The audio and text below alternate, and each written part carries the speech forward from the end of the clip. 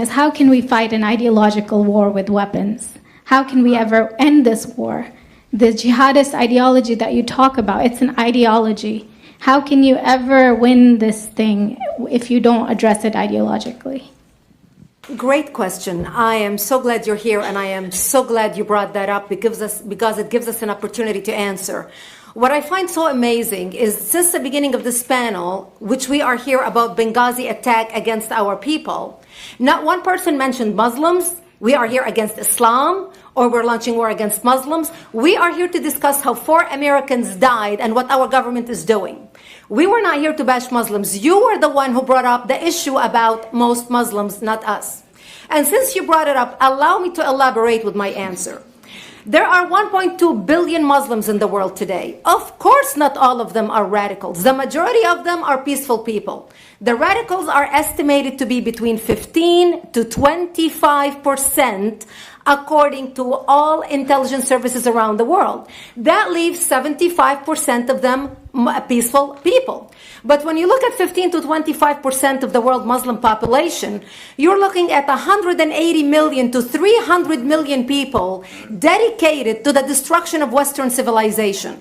That is as big of the United States. So why should we worry about the radicals, 15 to 25%?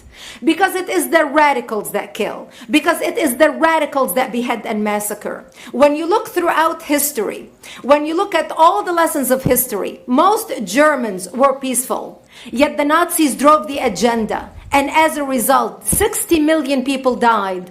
Almost 14 million in concentration camps. 6 million were Jews. The peaceful majority were irrelevant. When you look at Russia, most Russians were peaceful as well.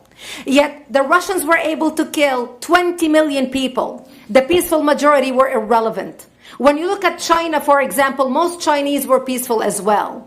Yet the Chinese were able to kill 70 million people. The peaceful majority were irrelevant. When you look at Japan prior to World War II, most Japanese were peaceful as well. Yet Japan was able to butcher its way across Southeast Asia, killing 12 million people, mostly killed with bayonets and shovels. The peaceful majority were irrelevant. On September 11th in the United States, we had 2.3 million Arab Muslims living in the United States.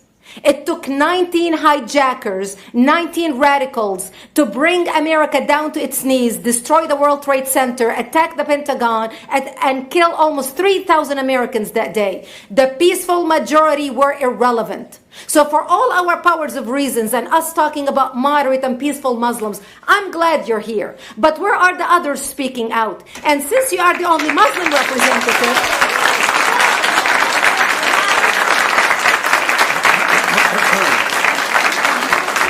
applause till the end.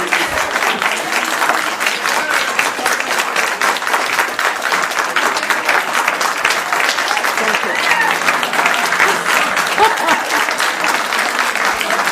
Thank you. And since you're the only Muslim representative in here, you took the limelight instead of speaking about why our government, and I assume, are you an American?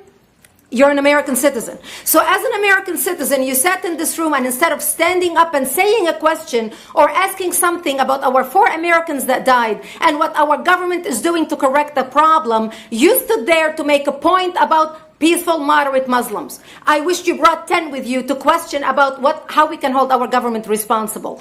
It is time we take political correctness and throw it in the garbage where it belongs and start calling it